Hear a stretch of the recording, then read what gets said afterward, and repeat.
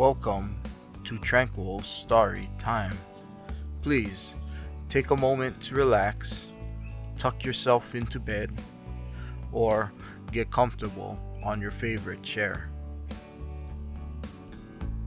Every Thursday, I follow the same routine: a light breakfast and music with my friends. This audience is special. Several years ago, I spent months of convalescence here at Teddy Valley Extended Care. I must admit, it's a tough crowd.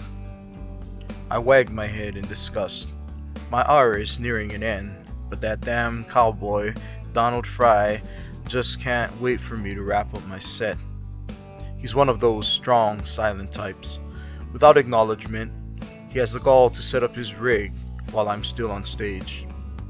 Well, folks, looks like I have time for just one more. I try my best to sound chipper. No one responds. It's the same every week. My fading glory is heartbreaking, but I always have an audience of one. Jenna Mae Crawford enjoys my set. She alone cues me for an encore. For Fry's sake, I should vacate the stage. But how can I deny those crystal blue eyes and silver locks once gold? My guitar chimes a lengthy ballad. It's one of my originals. I often save it for last. 3 verses of gut-wrenching misery, topped off with a steely crescendo. Shrill notes speak my soul. I let the song whisk me to a time when music was life. I traveled the coast and played for many crowds. You won't find my name among rock legends, but even small fish live in big ponds. Oh, Todd, you always save my favorite for last. Jenna Mae's clap echoes through the sterile halls. Her fellow patients gawk at her outbursts. Their displeasure of my music doesn't offend me, but it's a crime to scoff at the sweetest woman in the room. I get off stage and join Jenna Mae. I'm glad someone appreciates my wailing. Jenna Mae smirks. Don't fret, Todd, unless you've given thought to our disagreement. I have. I try not to roll my eyes. It's her story of Jesus again. I've dismissed the poor woman every Thursday, but she never ceases to ask, well, you're always so kind to me, Jenna, but why do we always linger on those matters? I won't be here forever, Todd. I offer her a sympathetic nod. It's the best response I've given her so far. I realize the voodoo she's putting on me, but it hits me in the feels when she points out the elephant in the room. Jenna Mae is 80 years old and ill. I'm only 25, I think. Time drifts by nowadays. My life is slipping away piece by piece since the accident.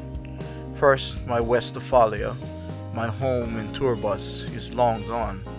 It's a charred wreck in a ravine off the coastal highway. My band left too. I reckon they moved on to play with better outfits. And Winter? She's the better of my half, the spirit in my song, the love of my life. Winter has a voice like dark honey and hair like a raven. Her presence on stage froze crowds silent. I was out of place, says her guitarist, a buck-toothed and average boy on my best days. I tried to look the part with my thin flap of brown hair and goofy features. I even grew a sad excuse for a beard when they were in fashion. But whatever I tried, I could never match Winter's pale beauty. Somehow, this magnificent woman found a place for someone as plain as me in her heart. We lived off our music and traveled till the tank ran out of fumes. She wasn't with me during the accident, but she stood by me during my recovery. My injuries were so severe, I couldn't express how much she meant to me. One day, she stopped coming. Jenna Mae cries. I take her hand in mine. What's wrong? She forces a smile. I won't see you again. Her sob disturbs the ongoing performance. Cowboy Donald raises an eyebrow, But like any well-tempered musician, his show goes on. I scowl at the insensitive looks from her fellow patients. I offer Jenna May a warm smile. I'll be back next Thursday. I'll even play your favorite song first, so you don't have to suffer through my entire set. A girlish giggle disrupts her crying for a moment. No, this is your last Thursday, she sobs. Betrayal sets in. I came every Thursday for years. How dare the hospital fire me like this?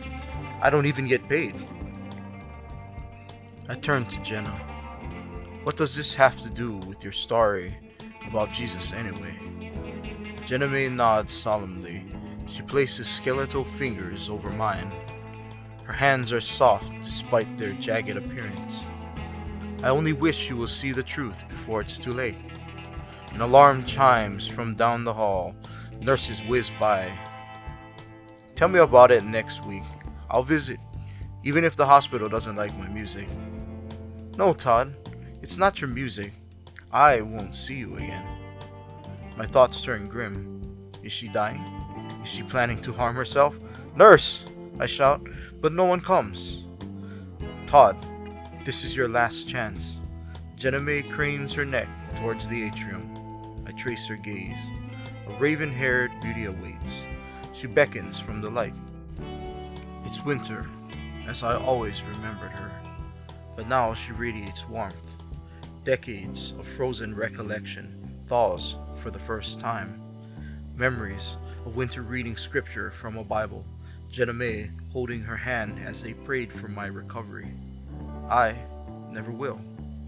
And winter already departed. I finally understand the gift I'm given. I turn to Jenna.